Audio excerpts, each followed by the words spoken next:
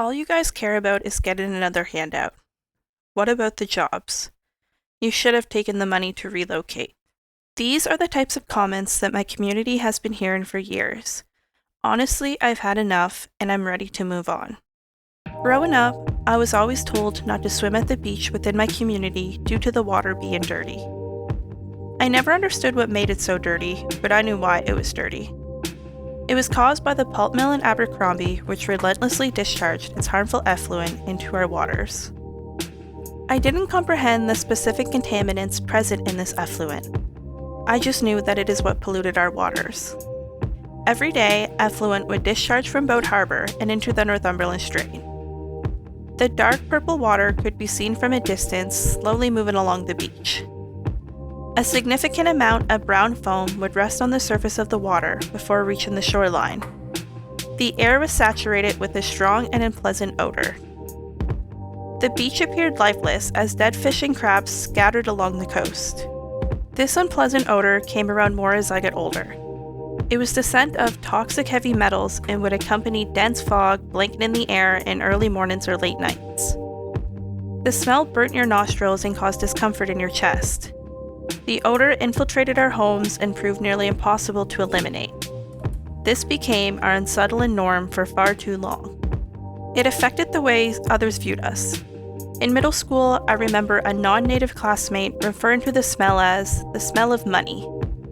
I never understood what that meant, but I knew that it bothered me.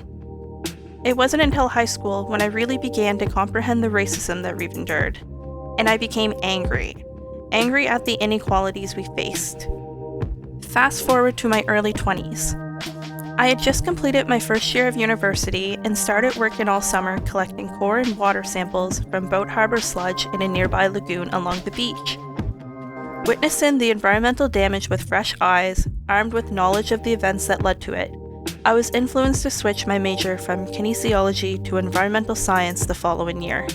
During my time at university, people at home were facing a lot of negativities. My mom, Andrea Paul, the chief of Pictou Landing First Nation at the time, was advocating so hard for our community. She stated how this was a clear case of environmental racism and made it her mission to shut down Boat Harbour as the receiving point of pulp and paper effluent. Between her advocacy and the research completed by the Native Women's Group, our community had a voice.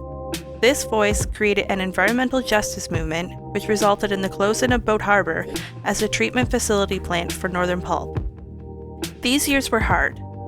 We received threats from Northern Pulp supporters. We lost friends. We were labeled as greedy for wanting to restore our livelihoods and for taking back what they stole from us. We were expected to feel guilty for celebrating, but this wasn't the time to focus on the negativity. This was our moment, and it was the first step to our healing. Motivated by the movement and my community's resiliency, I graduated from Acadia University in 2023 with a bachelor's degree in environmental science. I'm now employed by a Mi'kmaq tribal organization, the Confederacy of Mainland Mi'kmaq, stewarding the traditional territory of Mi'kma'ki within Nova Scotia and assisting communities in collecting environmental data through a two-eyed-seeing approach. The Northern Pulp and Paper Mill stripped a lot away from my generation culturally. Boat Harbour was once a location used for harvesting medicine, picking berries, hunting, and fishing. Sadly, we were deprived of these opportunities. Instead, we grew up surrounded by polluted waters and experienced a disconnection from our culture and traditions. I hope that my children will never have to live with the same fears that I felt as a young girl at that contaminated beach. Through Indigenous-led research and active youth participation, I am confident that First Nation communities can overcome the challenges imposed by the government's pattern of systemic racism. Pictou Landing First Nation is a shining example of this resilience and determination, and I am forever proud of my community. I am Selena Denny, and this is my story.